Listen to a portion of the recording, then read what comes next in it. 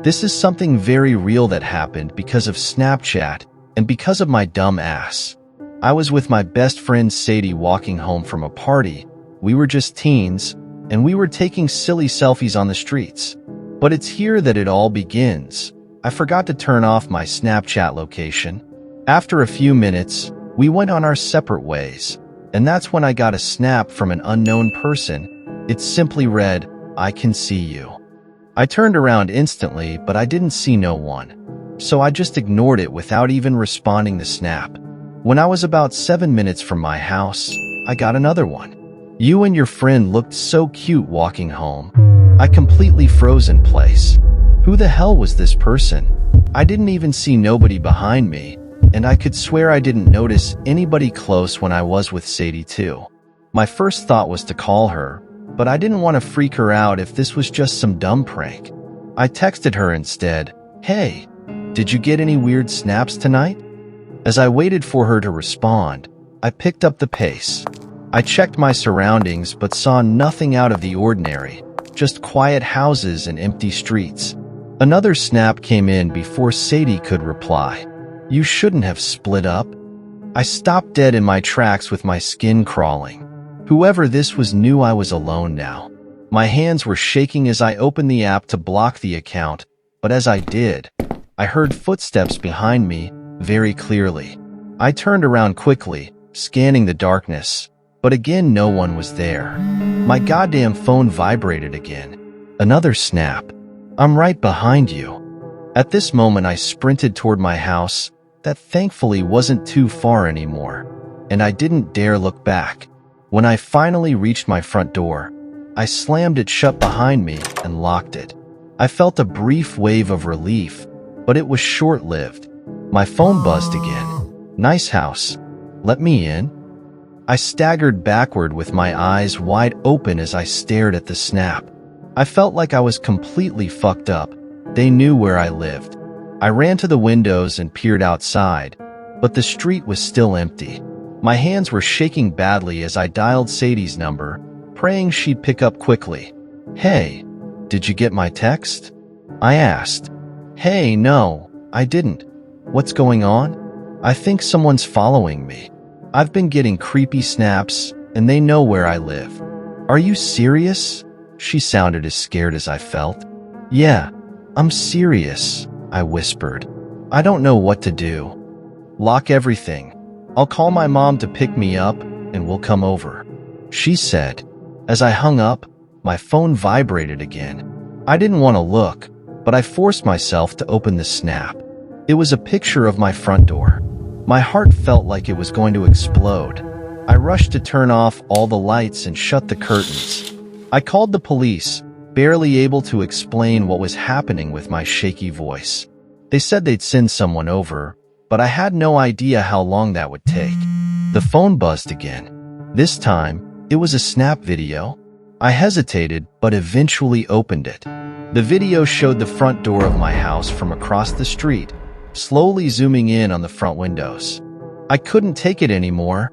I grabbed the largest kitchen knife I could find and just crouched in the dark corner of the living room, praying the police would arrive before anything worse happened. Maybe 15 agonizing minutes passed. Then, finally I heard the sirens. When the police knocked on my door, I nearly broke down in tears. I explained everything and showed them the snaps, and they searched the area.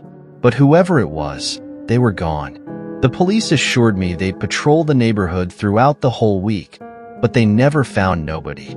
After that, Sadie and her mom arrived shortly after, and we stayed up together, talking while they tried to calm me down. And to this day, I still don't know who it was, or if it was just a prank. I deleted Snapchat the very next day, and we installed a security system outside the house.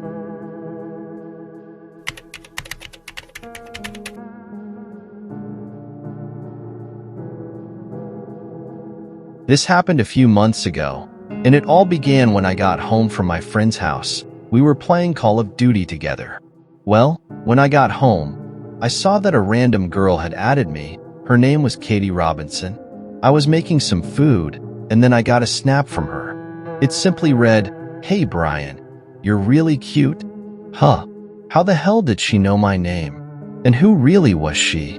I texted my friends, but they swore that wasn't them. I figured it was somebody trying to mess with me. I know my appearance and I'm definitely not that cute. I'll tell you. After I made my food, I got another notification and saw that she had shared her location, but it showed that she was literally right next to my house, next to the backyard.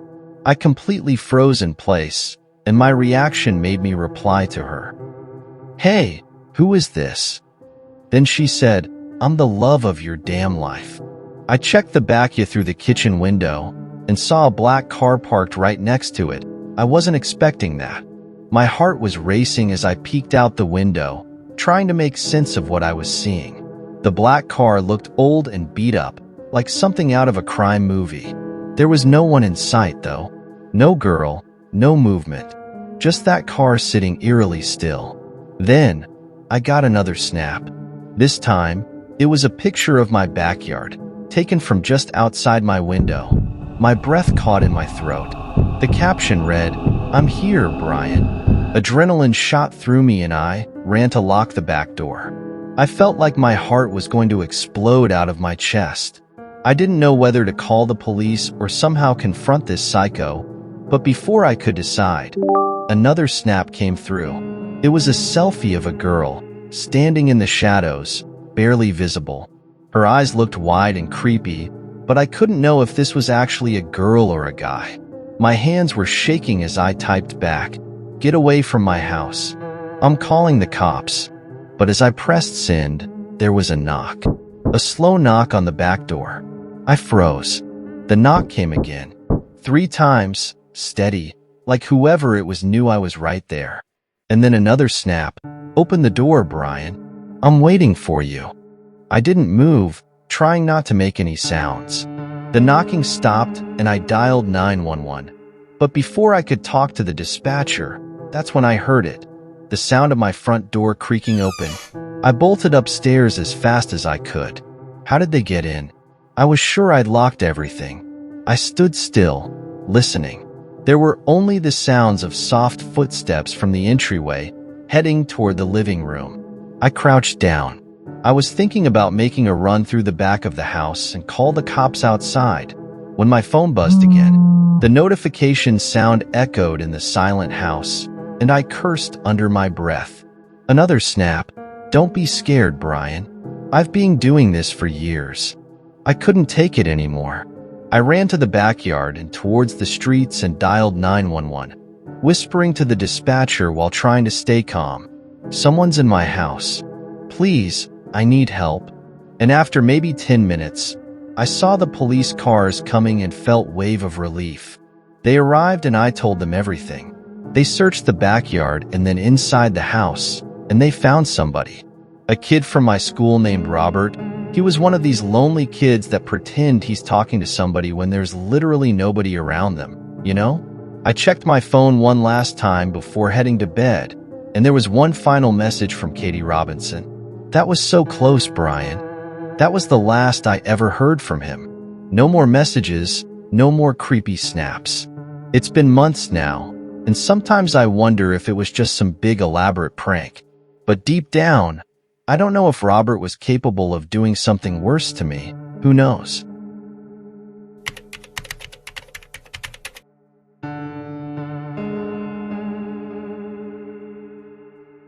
Man, this thing still stays fresh in my mind. It happened when I moved out of my parents' house, and I was super excited about the new chapter. My friends asked me to show them the house and the few furniture I had bought through Snapchat, and that's what I did. I remember it was 7 p.m. when I sent them the desk I've bought for my computer first, but it all starts here. One of my friends sent me a text. "Wow, man, that's really cool, but hey, what was that thing in the window of your living room?" At first, I didn't think much of it. I figured my friend was just messing with me. I even laughed and sent a message back saying, "Dude, quit trying to scare me. It's only been a week since I moved in, man." But curiosity got the better of me, and I decided to take a quick look. I walked from my bedroom down the hall toward the living room. The house was quiet, and when I reached the living room, I stood there for a moment, staring out the window. The blinds were partially open, but all I could see was my reflection and the darkened street outside flickering a bit. Everything seemed normal, but I couldn't shake the feeling that maybe something was off. I closed the blinds fully and headed back to my room, convincing myself that my friend was just seeing things or playing a prank. About 15 minutes later, I got another message from another friend. "Yo, dude, who's at your house? I saw someone standing behind you in that pic." My stomach dropped. How I hadn't noticed anyone when I took the pics. I started scrolling through the messages and rewatched the snaps.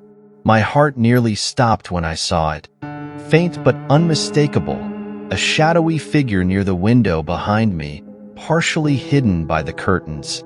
It wasn't just a trick of the light. It was real.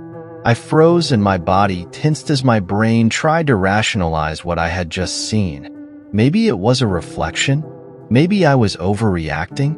But deep down, I knew something wasn't right. Something was in my house, and I hadn't noticed it until now. I slowly made my way back towards the living room. I switched on every light I passed, making sure the whole house was lit up. By the time I reached the living room again, I was holding my breath. I scanned every corner, checked behind the furniture, and peeked through the curtains. Nothing. Feeling a little foolish but still on edge, I decided to check the locks on the front door and all the windows, just in case. I texted my friends back, asking them if that could maybe just be a shadow or something. I sat back at my desk in my room and tried to distract myself with a video game. I kept glancing at the door leading to the hallway. Just as I was starting to calm down, I heard it, very soft footsteps, coming from the direction of the living room, and then I heard the sound of a zipper, like someone was opening or closing a backpack or something. I think I could hear it because there wasn't much furniture in my house. The footsteps grew closer and closer, like the person was coming to the center of the living room, and then they stopped. I held my breath listening, but then, out of nowhere, my phone buzzed in my hand, shattering the silence. I nearly dropped it. It was another message on Snapchat, this time from an unknown user. "Get out of the house." Suddenly, the sound of a loud thud echoed from the hallway. It was like something heavy had been dropped. I froze and stared at my phone. Slowly, I stood up from my desk and inched toward my bedroom door. I pressed my ear against it, straining to hear any more sounds from the living room. For a few moments, it was dead silent. Then, just as I thought maybe it was all in my head, I heard another faint creak from the floorboards, still in the center of the living room. I wasted no more time and reached for my phone to dial 911. The dispatcher picked up and I whispered, "I think someone's in my house," I said. "Please send someone quick." I gave them my address and they told me to stay on the line, but I couldn't stay still. I slowly backed away from the door and moved toward the window, pushing the blinds aside just enough to see if anyone was outside, but the street was empty. And then the worst happened. I heard another sound. This time, unmistakable heavy footsteps right outside my bedroom. They stopped right in front of the door, and I could see the shadow of someone standing there. My breath caught in my throat as I watched the handle slowly turn, but it was locked. My instincts got the better of me and I yanked the window open, climbed out, and dropped into the yard below. I didn't care if I hurt myself. I just needed to get out. I hit the ground hard and scrambled to my feet. I ran to the sidewalk, and only then did I look back at the house. The lights were still on and the front door still closed. No one followed me outside. The police arrived within minutes. They searched the house from top to bottom but found nothing. No signs of forced entry, no one hiding inside, and nothing out of place. I got myself some security cameras, and after a few months, I was able to move to another house.